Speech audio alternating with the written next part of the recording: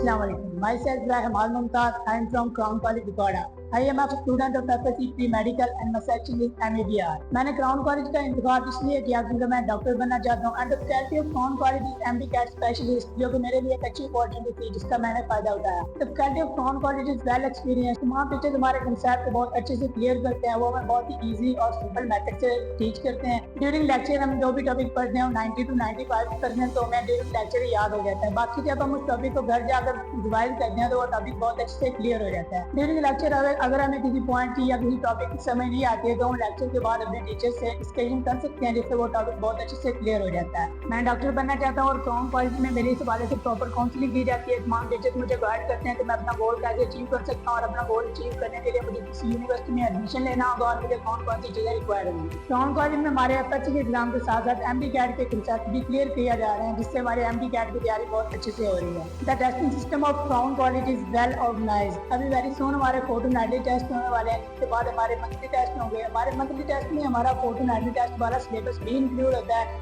जो कि हमारे लिए बहुत फायदेमंद है, क्योंकि अगर फोर्टनाइटली टेस्ट में हमारा कोई कंसेप्ट या टॉपिक अच्छे से क्लियर नहीं होता है या हमारी फोर्टनाइटली टेस्ट में जो गलतियाँ होती हैं हम मंथली टेस्ट में वो क्लियर कर सकते हैं। The laboratories of Crown College are well equipped.